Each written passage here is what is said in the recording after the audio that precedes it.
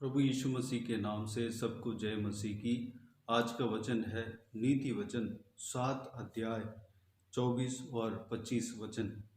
अब ए मेरे पुत्रों, मेरी सुनो और मेरी बातों पर मन लगाओ। तेरा मन ऐसी स्त्री के मार्ग की ओर न फिरे और उसकी डगरों में भूलकर न जाना। मेरे प्रियो, यहाँ पर परमेश्वर का वचन व्यभिचार से दूर रहने को कहता है। जो स्त्री अपने पति को छोड़कर दूसरे पुरुष के साथ जब रहता है वह व्यभिचार करती है। उस स्त्री के पास जो कोई भी पुरुष जाता है वह व्यभिचार करता है। 26 वचन में, क्योंकि बहुत से लोग उसके द्वारा मारे पड़े हैं, उसके घात किए हुओं की एक बड़ी संख्या होगी। उसका घर अधोलोक का मार्ग है, वह मृत्यु के घर में पहुंचाता है। जो परमेश्वर का नियम में जो एक पुरुष या एक स्त्री किस तरह रहना चाहिए, उस नियम को तोड़कर जब एक व्यक्ति व्यभिचार करते हैं, उस समय उनका मार्ग, उनका अंत अधोलोक का मार्ग हो जाता है। उनका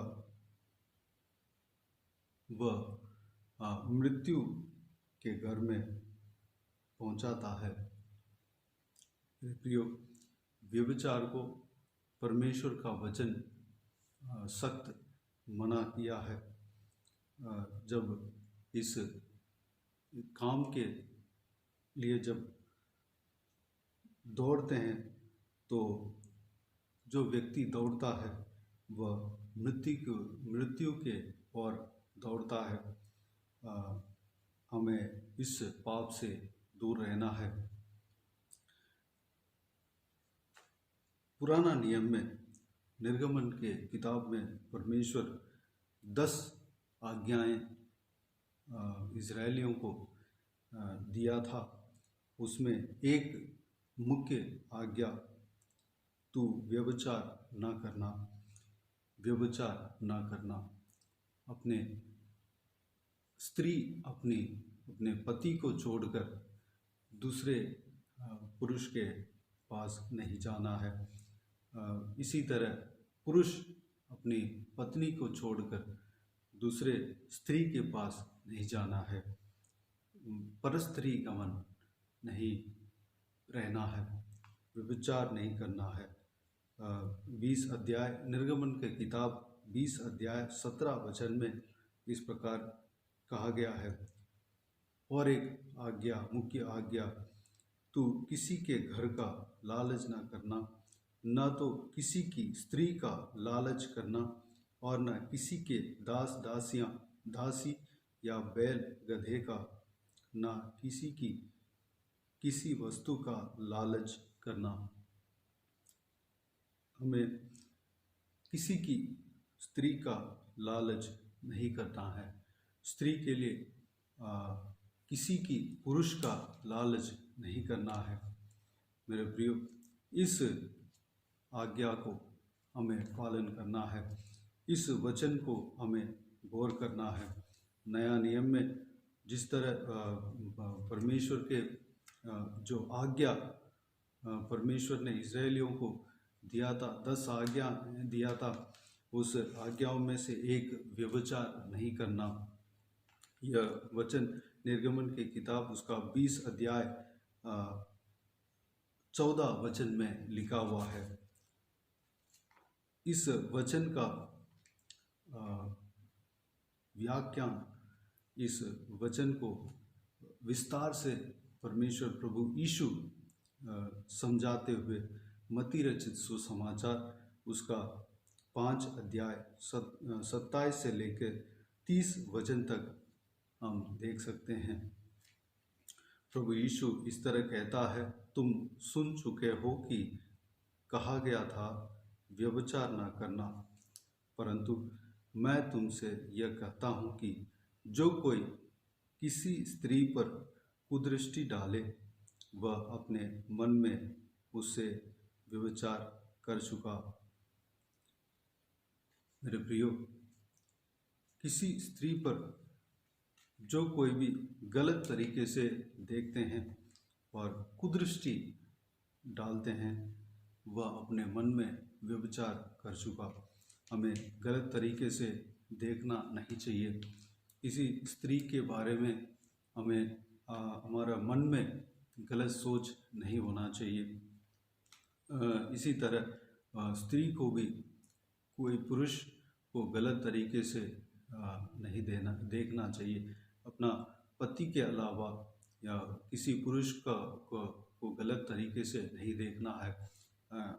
अपना हृदय में किसी पुरुष के बारे में गलत तरीके से मन में नहीं सोचना है।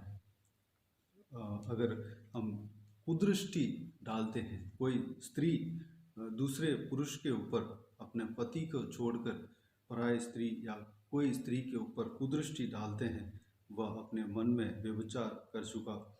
पुरुष भी किसी स्त्री के ऊपर कुदृष्टि डालते हैं, वह अपने मन में व्यभिचार कर चुका।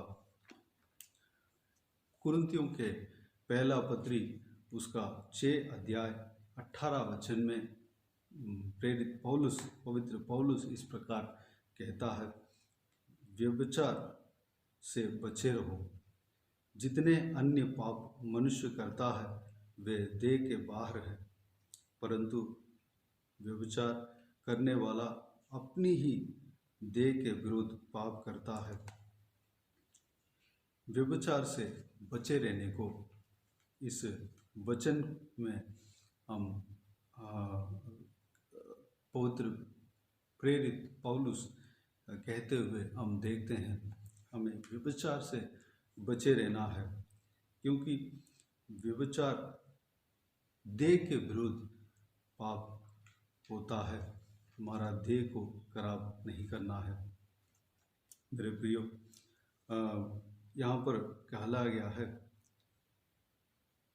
कोई भी पाप जो है देह से बाहर होता है, लेकिन जो व्यभिचार है अपना देह उसमें खराब होता है, देह के विरुद्ध पाप करते हैं। 19 वचन में इस प्रकार कहा गया है, क्या तुम नहीं जानते कि तुम्हारी देह पवित्र आत्मा का मंदिर है जो तुम में बसा हुआ है और तुम्हें परमेश्वर की ओर से मिला है और तुम अपने नहीं हो। क्योंकि 20 वचन में, क्योंकि दाम देकर मोल लिए गए हो, इसलिए अपनी देह के द्वारा परमेश्वर की महिमा करो।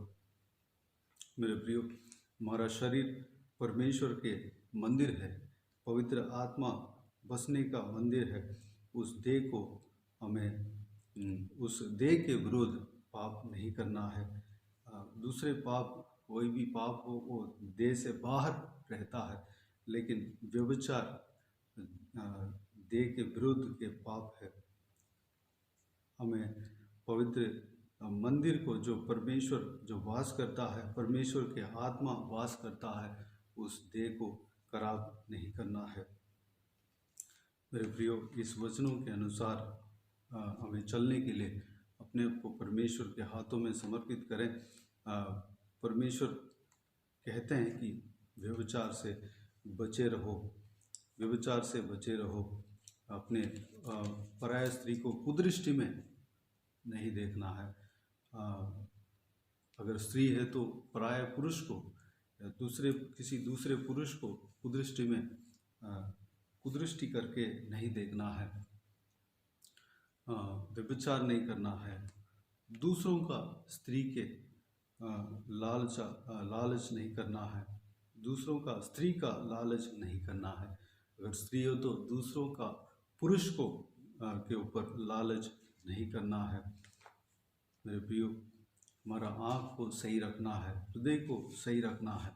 हमसे नहीं, हम परमेश्वर या इस चीज़ के अनुसार, इस वचन के अनुसार चलने के लिए परमेश्वर हमें मदद करेगा। इस तरह मदद करेगा।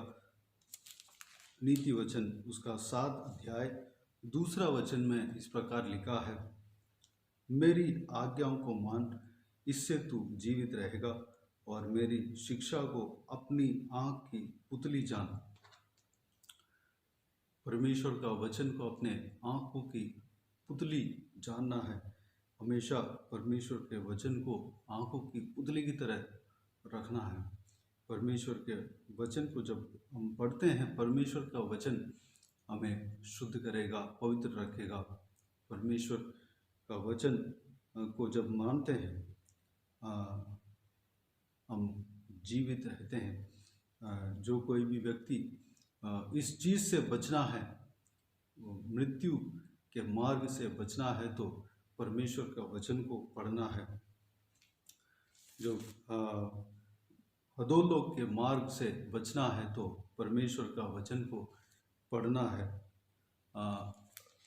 हमें हमारा मार्ग को सुधारने के लिए परमेश्वर का वचन को पढ़ना है। अपने आँखों की पुतली जानना है। हमेशा पढ़ना है, ग्रहण करना है, मनन करना है, विश्वास करना है, अपने आँखों की पुतली जानना है। मेरे प्रियो, इस वचनों के अनुसार हम परमेश्वर के राज्य के लिए हमें तैयार होना है। परमेश्वर के उस अनंत जीवन में हमें प्रवेश करना है। इस वचन के अनुसार हम चलने के लिए अपने आप को परमेश्वर के हाथों में समर्पित करें। परमेश्वर का वचन को माने, परमेश्वर का वचन को अपने आँखों की पुतली जाने, अपने आँखों के पुतली की तरह रखें। घर के हर एक सदस्यों को परमेश्वर के वचन को पढ़ने के लिए कहें, और सारे घर के सदस्य परमेश्वर का वचन को पढ़ना है, और उसको परमेश्वर का वचन को अपने आँखों की पुतली जानना है। परमेश्वर का वचन को मानना है, उसके अनुसार हमें चलना है, विश्वास करना है। तो आइए हम प्रार्थना में जाएं। स्वर्गीय पिता, दयालु परमेश्वर, आपको धन्यवाद देता हूँ पिता, आज का इस आपके बहुमूल्य वचन के लिए आपको धन्यवाद देता हूँ परमेश्वर। पिताजी, आपके इस बहुमूल्य वचन में जो कहा गया है पिता, उसके अनुसार परमेश्वर हम हालेलुया पिता, आपके वचन के मार्ग में चलने के लिए अनुग्रह देना पिता। हालेलुया। गलत मार्ग में अगर हम फंसे हैं पिता, उस मार्ग से हमें छुड़ाना पिता। जो अधोलोक के मार्ग में जब हम फंसे हैं, तो परमेश्वर उस मार्ग से हमें छुड़ाना पिता। हालेलुया। मृत्यु के मार्ग में जब हम फंसे हैं, तो उस मार्ग से हमें छुड़ाना परमेश्वर। जो हालेलुया, धन्यवाद। परस्त्री गामी जो परस्त्री गमन इस पाप से हमें बचाना परमेश्वर। हालेलुया। हमें परमेश्वर सही मार्ग में हमें चलाएंगे। धन्यवाद देता हूँ पिता, आपके वचन के मार्ग में हम चलने पाएँ, आपके परमेश्वर वचन के राह पर हम चलने पाएँ, आपके वचन को आँखों की पुतली जानने पाएँ परमेश्वर। अनुग्रह देना पिता, आपकी आज्ञाओं को मानने पाएँ परमेश्वर। हालेलुया। धन्यवाद देता हूँ। हम परमेश्वर किसी स्त्री के ऊपर, या स्त्री हो तो किसी पुरुष के ऊपर कुदृष्टि नहीं देने पाए, कुदृष्टि नहीं करने पाए परमेश्वर। हालेलुया। आपके वचन को हमारा आँखों में रखने पाए परमेश्वर। अनुग्रह देना। जिनको परमेश्वर विवाह नहीं हुआ, वो भी परमेश्वर इस वचन के अनुसार परमेश्वर आपको आपके परमेश्वर उपस्थिति में हमेशा बने रहने पाए। इसहाक जो परमेश्वर के दास था, आपके उपस्थिति में हमेशा जब तक परमेश्वर हालेलुया रहा, तब तक आपकी उपस्थिति में बने रहा परमेश्वर। पिताजी, उनको 100 गुना आशीष मिला पिता। परमेश्वर इसहाक की तरह हम भी पिताजी आपके ध्यान में, पिताजी आपके वचन के ध्यान में हम बने रहने पाए पिता। परमेश्वर सारा आशीष परमेश्वर हमें आप देंगे। आपको धन्यवाद देता हूँ परमेश्वर। पिताजी, हम इस वचन के अनुसार चलने के लिए अनुग्रह करेंगे। आपको धन्यवाद देता हूँ। सारा व्यूअर्स को इसी तरह आशीष देना पिता। हम परमेश्वर पवित्र मार्ग में परमेश्वर आपके वचन के अनुसार हम चलने के लिए अनुग्रह देना पिता। परमेश्वर हालेलुया, हर एक जन को आशीष देना, सुरक्षित रखना। हालेलुया, आत्मिक उन्नति देना परमेश्वर। जो कोई भी जन परमेश्वर जो कुछ भी प्रार्थना का विषय में रखा है, सारा प्रार्थना का विषय को आप जानते हैं। हर एक का प्रार्थना का उत्तर देना परमेश्वर। धन्यवाद देता हूँ पिता। जो लोग बीमार हैं उन्हें आपके हाथों में सौंपते हैं पिता। उन्हें छूकर चंगा करना परमेश्वर। जो कोई भी जन दुख तकलीफ में है, सारा दुख को तकलीफ को दूर करना, परेशानियों को दूर करना परमेश्वर। आंसू को पहुँचना, खुशी से भरना, आनंद से भरना, शांति से भरना पिता। घर में हर एक परिवार में शांति बने रहने पाए। हर एक परिवार में हालेलुया सुख और शांति और प्रेम बने रहने पाए परमेश्वर। आनंद बने रहने पाए पिता। हर एक परिवार में आप प्रथम स्थान बनने पाए परमेश्वर। अनुग्रह देना। जिनको शादी नहीं हुआ, शादी के लिए प्रार्थना करते हैं, या अपने बच्चों के शादी के लिए प्रार्थना करते हैं, उनका उस प्रार्थना का सुनकर उत्तर देना, शादी कराना पिता। जिनको संतान नहीं है, संतान के लिए प्रार्थना करते हैं, उन्हें संतान का आशीष देना। जिनको नौकरी नहीं है, नौकरी के लिए प्रार्थना करते हैं, उन्हें नौकरी देना परमेश्वर। अच्छे से नौकरी देना, आशीष देना। जो लोग परमेश्वर एग्ज़ाम के लिए प्रार्थना कर रहे हैं, उन्हें उनका एग्ज़ाम सही सलामत हालेलुया परमेश्वर होने पाए। हालेलुया, धन्यवाद देता हूँ परमेश्वर। सही मार्ग स्कोर होने पाए पिता। अनुग्रह देना पिता। सही मार्ग आने पाए पिता। धन्यवाद देता हूँ परमेश्वर। जो हालेलुया कंसीव है, प्रेग्नेंट है परमेश्वर, उनको आपके हाथों में सौंपते हैं पिता। परमेश्वर उनको आशीष देना। उस महिला को, भाई बहन को आशीष देना पिता। उनका परमेश्वर डिलीवरी में आप कार्य करना, उनके संग रहना पिता। डॉक्टर जो कुछ भी बोलें, लेकिन आपके हाथ उनके ऊपर रहना चाहिए पिता। अनुग्रह देना।